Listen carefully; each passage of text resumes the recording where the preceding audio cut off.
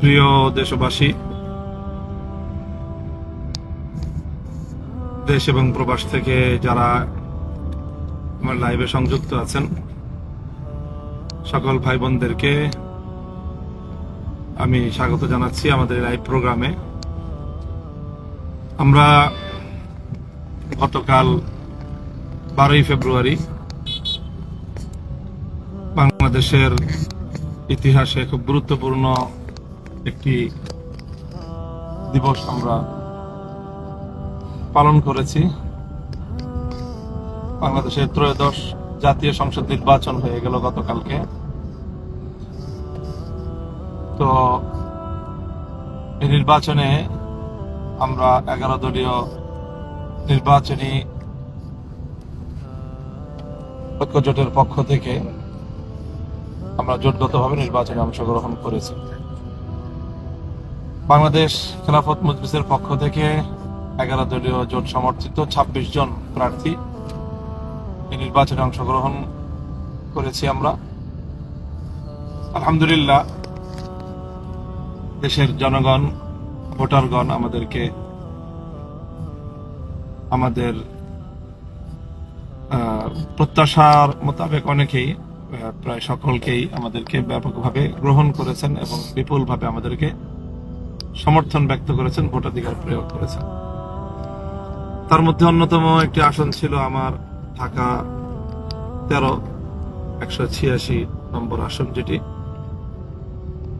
এই আসনটি আপনাদের অনেকেরই, যারা দেশ, জাতি এবং ইসলামকে ভালোবাসেন, আপনাদের অনেকেরই একটা আগ্রহের বিষয়ে পরিণত হয়েছিল।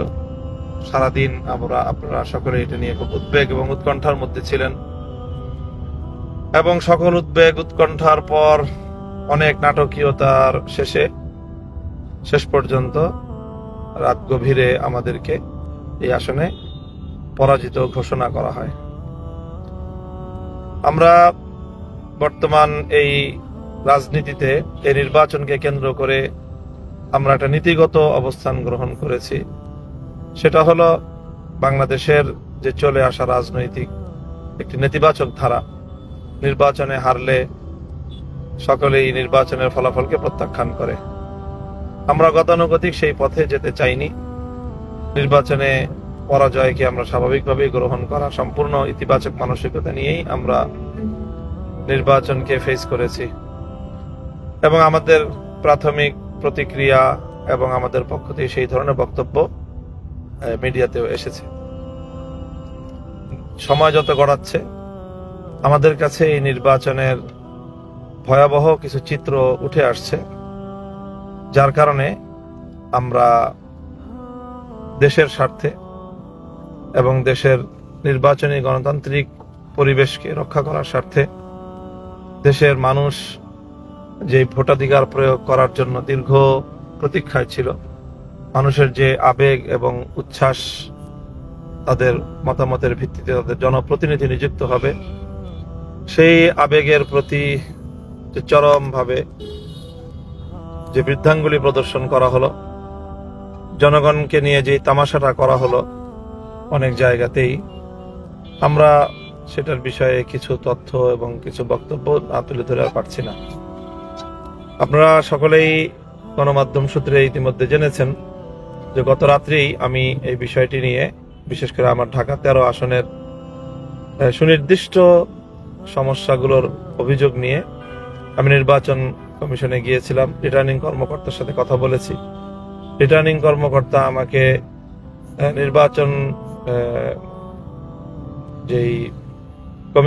নির্বাচন কমিশনের সিনিয়র সচিবের সাথে কথা বলতে বলেন।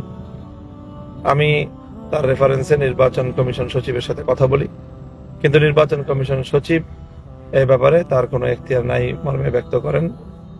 কাজেই এখন তার কথা দাঁড়ায় যে দায় দায়িত্ব কেউই নিচ্ছে না, নির্বাচন কমিশনও নিচ্ছে না এবং রিটার্নিং কর্মকর্তাও নিচ্ছে না। প্রশ্ন হলো, তাহলে আমাদের জনগণের ভোটাধিকারের কি হবে? মানুষের ভোটাধিকার নিয়ে যে এত আন্দোলন, এত সংগ্রাম, এত লড়াই, এত যুদ্ধ, তো তার কি হলো, তার কি হবে?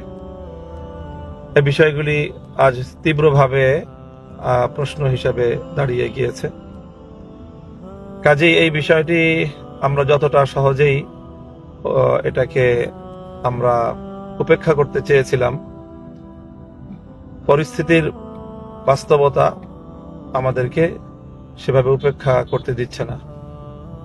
হাজারো মানুষের চোখের অশ্রু, অসংখ্য অগণিত মানুষের কলিজা ছেঁড়া তাদের কান্না, আর্তনাদ আমাদেরকে এই বিষয়ে আরো কিছু পদক্ষেপ নিতে বাধ্য করছে।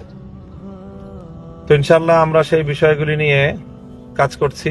আমাদের যারা এই বিষয়ে দক্ষ রয়েছেন, এক্সপার্ট রয়েছেন, সেই বিষয়গুলি তারা খতিয়ে দেখছেন যে এখানে আমাদের কি কি করণীয় আছে। আমরা যেটা গতকালকে অভিযোগ দায়ের করেছি এবং পরিষ্কার বলেছি যে এক দেশে একই শহরে দুই আইন, এটা কোনোভাবেই চলতে পারে না। ঢাকা ৮ আসনে এক আইন চলবে, ঢাকা 13 আসনে আর এক আইন চলবে। ঢাকা ৮ আসনে যেই গ্রাউন্ডে মির্জা আব্বাস সাহেবের ব্যালটগুলো বৈধ বলে, ওনার পক্ষের বলে গণ্য হবে, একই গ্রাউন্ডে ঢাকা 13 আসনে মামুনুল হকের ব্যালটগুলো অবৈধ, বাতিল বলে গণ্য হবে। এই ধরনের হঠকারী সিদ্ধান্ত মানতে তো আমরা কোনোভাবেই প্রস্তুত না এবং এটা সম্ভব নয় আমাদের পক্ষে মেনে নেওয়া। এই বিষয়ে সুনির্দিষ্ট অভিযোগ দায়ের করার পরেও রিটার্নিং কর্মকর্তা এবং নির্বাচন কমিশন সচিব মহোদয় তারা পরস্পরের দিকে তারা পরিস্থিতি ঠেলে দিচ্ছেন, দায় দায়িত্ব কেউ নিচ্ছেন না। কিন্তু এর মধ্য দিয়েই আবার রিটার্নিং কর্মকর্তা আমার আসনে প্রার্থীকে বেসরকারিভাবে বিজয়ীও ঘোষণা করছেন। তো এটা তো জনগণের ভোটাধিকার নিয়ে সির্ফ তামাশা করা ছাড়া আর কিছুই না। আমরা দ্ব্যর্থহীন ভাষায় বলছি যে আমরা যাবতীয় প্রক্রিয়া অবলম্বন করছি। এই সময়টা আমরা খুব তাড়াতাড়ি সমস্ত ডকুমেন্টস এবং মাঠ পর্যায় থেকে সকল তথ্যগুলো সংগ্রহ করছি। এই সংগ্রহ করতে আমাদেরকে একটু সময় নিতে হচ্ছে। কালকে সকলেই ক্লান্ত, শ্রান্ত, বিধ্বস্ত অবস্থায় যার যার জায়গায় রয়েছে। ইতিমধ্যে আমরা তাদের সকলের সাথে কথাবার্তা বলে আমরা আমাদের যে দাবিগুলো, সেই দাবিগুলোকে প্রমাণ সাপেক্ষে, প্রমাণ সহ উপস্থাপনের প্রস্তুতি নিচ্ছি এবং তারপরে আমরা আইনগত সহ আমাদের সকল পর্যায়ের করণীয়গুলো আমরা করব ইনশাল্লাহ। এবং সেটা নিয়ে বিভিন্ন পরিসরে আমাদের এখানে নির্বাচন কমিটি ছিল, নির্বাচন পরিচালনা কমিটি, সেখানে আলোচনা হয়েছে এবং সেই আলোচনার প্রেক্ষিতে আমাদের প্রস্তুতি পর্ব চলছে। আমরা আইনজীবীদের সাথে মত বিনিময় করেছি। এখন আমরা আমাদের সাংগঠনিক ফোরামে বিষয়গুলো নিয়ে আলোচনা করব এবং জোটের যৌথ বৈঠকেও আজকেই এই বিষয়গুলি আলোচনা হয়ে আমি আশা করছি যে রাতের মধ্যে আমরা কোনো একটি চূড়ান্ত সিদ্ধান্তে উপনীত হতে পারবো ইনশাল্লাহ। আমাদের যারা ভালোবেসেছেন, ভোটাধিকার প্রয়োগ করেছেন, যারা বাংলাদেশে স্বচ্ছ নিরপেক্ষ নির্বাচন দেখতে চেয়েছেন এবং আমাদেরকে ভোট দিয়ে জয়যুক্ত করার জন্য নিজেদের ভোটাধিকার প্রয়োগ করেছেন, বিশেষ করে ঢাকা 13 আসনের সর্বস্তরের জনগণ, সর্বস্তরের মানুষকে আমার পক্ষ থেকে স্পষ্ট বার্তা দিতে চাই যে আমরা এই বিষয়টিকে কোনোভাবেই বিনা চ্যালেঞ্জে ছেড়ে দিতে পারি না। এটি আমাদের দেশ, জাতি এবং রাজনীতির যে গণতান্ত্রিক অগ্রযাত্রা, সেটাকে অব্যাহত রাখার স্বার্থেই, নিষ্কলুষ রাখার স্বার্থেই এই বিষয়গুলিকে ইগনোর করা কোনোভাবেই সম্ভব না। কাজে আমরা সর্বোচ্চ পদক্ষেপটাই এক্ষেত্রে আমাদেরকে নিতে হবে। সেজন্য যদি নির্বাচন কমিশন বা সরকার সেই বিষয়ে যথাযথ পদক্ষেপ নিতে ব্যর্থ হয়, তাহলে উদ্ভূত পরিস্থিতির জন্য তারা দায়ী থাকবে। সেই জন্য আমি আমার সকল শুভানুধ্যায়ী কর্মী, সমর্থক সকলের প্রতি আহ্বান জানাবো যে আপনারা নিজেদেরকে প্রস্তুত রাখুন। যে কোনো পরিস্থিতি আসবে, প্রয়োজনে যদি আমাদেরকে কোনো কঠোর পদক্ষেপের দিকে যেতে হয়, ইনশাল্লাহ আমরা সেই কঠোর পদক্ষেপ নিতেও কুণ্ঠিত হব না। এটা আমাদের প্রত্যয়, এটাই আমাদের মনোভাব। এই মুহূর্তে আমি এতটুকু বলছি যে আমরা এটা নিয়ে চিন্তা করছি এবং ইতিমধ্যে কয়েকটা স্তরে, কয়েক ফোরামে আমরা আলোচনা করে নীতিগত সিদ্ধান্ত নিয়েছি। এখন অবশিষ্ট ফোরামগুলিতে আলোচনা করে সকলের মতামত এবং সকলের বক্তব্য নিয়েই আমরা চূড়ান্ত আমাদের কর্মসূচি অথবা চূড়ান্ত পদক্ষেপের দিকে আমরা অগ্রসর হব, এবং সেটা ইনশাল্লাহ আজকালের মধ্যেই। তো আপনারা বিষয়গুলিকে নিজেদের আলোচনার মধ্যে রাখুন। যেই পয়েন্টগুলো আমি গতকালকেও বলেছি নির্বাচন কমিশনের গিয়ে মিডিয়ার সামনে, যে একটি হলো যে একই ধরনের ব্যালট আমাদের আসনে যেগুলো বাতিল বলে গণ্য হয়েছে ঢাকা ৮ আসনে, একই সেম ধরনের বিষয় সেখানে গ্রহণযোগ্য হয়েছে।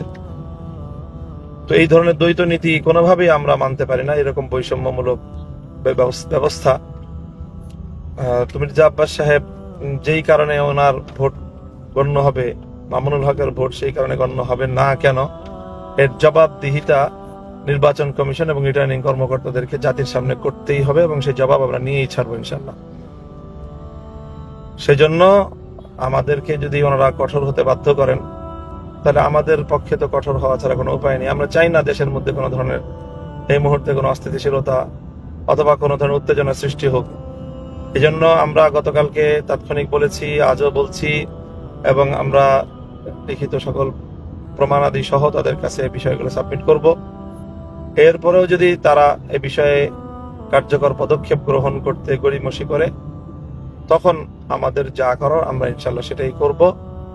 আমাদের সকল সমর্থক, ভালোবাসার মানুষ, দেশপ্রেমিক জনতা, ইসলামী জনতা, আপনাদের সকলকে সেটার জন্য পরিপূর্ণভাবে প্রিপেয়ার্ড থাকার আমি আহ্বান জানাচ্ছি।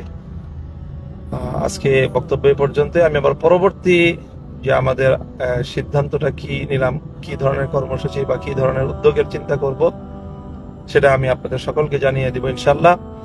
আমি আপনাদের সকলের আন্তরিক শুকরিয়া জ্ঞাপন করছি যে আপনারা যে অভূতপূর্ব সাড়া দিয়েছেন, ভালোবাসা দিয়েছেন। সেই সাথে গতকালকে সন্ত্রাসী হামলায় বেশ কয়েকজন আমাদের নেতাকর্মী আহত হয়েছেন, ইনজুর্ড হয়েছেন। তাদের প্রতি সমবেদনা জ্ঞাপন করছি। তাদের সবাইকে আমি দেখতে গিয়েছিলাম। আল্লাহ যেন তাদের সকলকে সুস্থতা দান করেন, এবং বাংলাদেশটা যেন পেশি শক্তি, আধিপত্যবাদী শক্তি, সন্ত্রাসী গোষ্ঠী এবং সকল ধরনের দুর্নীতি, লুটপাটের হাত থেকে আল্লাহ যেন আমাদের দেশটাকে রক্ষা করেন। ওয়া আখিরু দাওয়ানা আলহামদুলিল্লাহি রাব্বিল আলামিন। আসসালামু আলাইকুম ওয়া রাহমাতুল্লাহ।